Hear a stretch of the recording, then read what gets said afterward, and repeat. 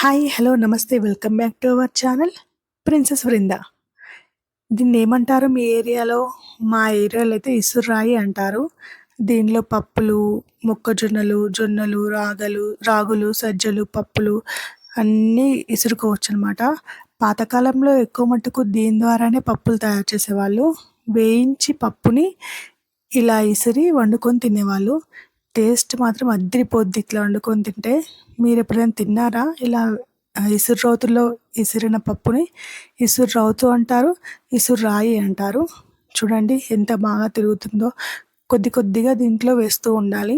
వేస్తున్నప్పుడు ఇలా పిండి మొత్తం బయటకి పడుతుంది. ఇంతకీ మేము ఏం చేస్తున్నామా అంటారా? మేమేం చేస్తున్నామో గెస్ చేయగలరా? స్వీట్ చేస్తున్నామండి. అదే మినపప్పుతో. అర్థమైపోయి ఉంటుంది. మినపప్పును దోరగా వేయించి తర్వాత ఇలా ఇసుర్రాయిలో వేసి తిప్పాము. పిండి రెడీ అయిపోయింది. మినప్పప్పు పిండి.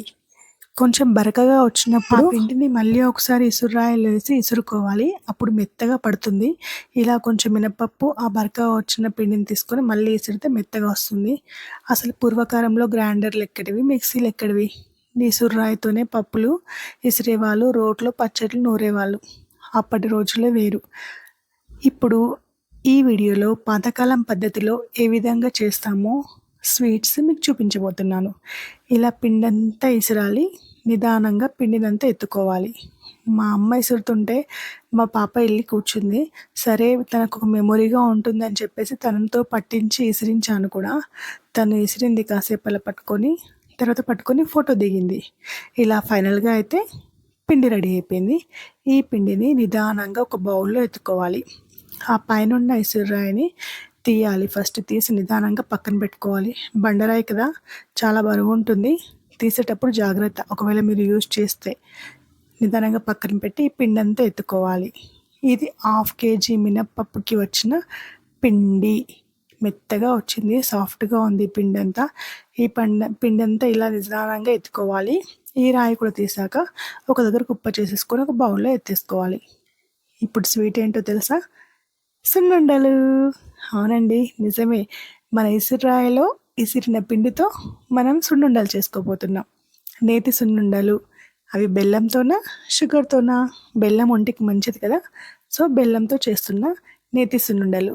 బెల్లం ఇలా తురుముకొని ఏదైతే మినప్పిండి మనం ఇసిరామో ఆ పిండిలో ఈ బెల్లం తురుము కలిపి మిక్సీ చేయాలి. ఎందుకంటే బెల్లం పొడి పొడిగా రావాలి కదా. డైరెక్ట్గా మిక్సీ పెడితే ముద్దలా అయిపోతుంది. ఇలా పిండితో కలిపి చేస్తే అది పౌడర్లా అయిపోతుంది. ఈ పౌడర్లో నెయ్యి యాడ్ చేసుకొని నిదానంగా ఇలా స్పూన్తో కలుపుకోవాలి. కలుపుకున్న తర్వాత కొద్దిగా నెయ్యి క్వాంటిటీ యాడ్ చేస్తూ ఇలా ముద్దలు కట్టేసుకోవడమే. ముద్దలు చాలా సాఫ్ట్గా వచ్చాయి, చాలా బాగున్నాయి. షుగర్తో కూడా చేస్తారు. షుగర్తో కూడా చేసేది సేమ్ ప్రాసెస్, కాకపోతే షుగర్ని పౌడర్ చేయాలి. షుగర్ పౌడర్ ఓన్లీ షుగర్ వేసి మిక్సీ పట్టిన అవుతుంది. కానీ బెల్లం అలా కాదు, ముద్ద అయిపోతుంది. కాబట్టి కొద్దిగా మినప్పిండి వేసుకొని మిక్సీ వేసుకోవాలి. ఈ విధంగా లడ్డూలు అయితే అయిపోయాయి. చాలా సాఫ్ట్గా ఉన్నాయి, చాలా టేస్టీగా ఉన్నాయి. ఇలా నోట్లో వేసేసుకుంటే అలా కరిగిపోయాయి. మీరు ఎప్పుడైనా సున్నుండలు ట్రై చేశారా? మినప్పప్పు ఒంటికి చాలా మంచిది. రోజు ఒకటి తిన్నా సరిపోతుంది. పొట్టు మినప్పప్పుతో చేస్తే ఇంకా బాగుంటాయి. మీ దగ్గర ఉంటే ట్రై చేయండి. ఇంకెందుకు ఆలస్యం? మేమైతే చేసుకొని రోజు ఒకటి తింటున్నాము. ఈ వీడియో నచ్చితే like, share, subscribe. Thank you for watching.